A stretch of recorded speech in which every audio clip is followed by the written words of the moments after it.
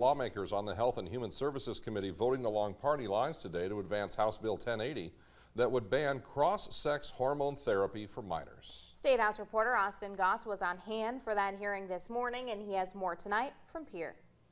South Dakota House lawmakers want to prevent minors from receiving certain transgender-related health care in South Dakota.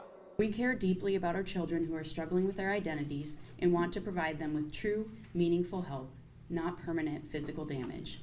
The committee saw testimony on both sides from a number of medical professionals, legal experts, religious figures, and current and former transgender people.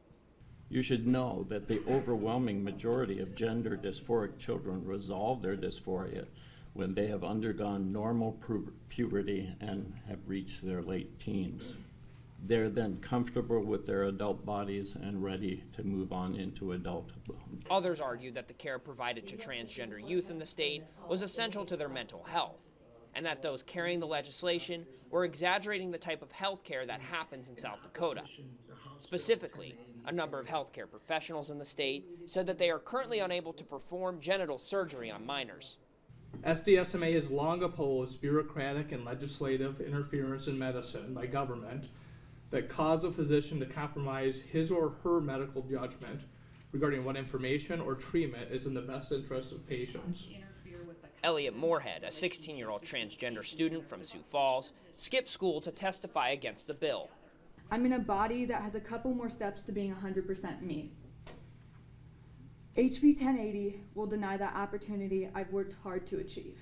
Ultimately, lawmakers voted 11-2 along party lines to advance the bill to the floor. Soy pointed to research from Sweden, which has banned gender transitioning care and puberty blockers for minors as a reason to advance the legislation.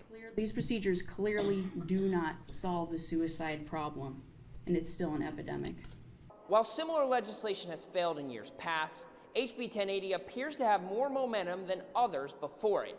In addition to over 30 co-sponsors, it also has the support of Governor Kristi Noem. It's expected to be heard on the House floor later this week.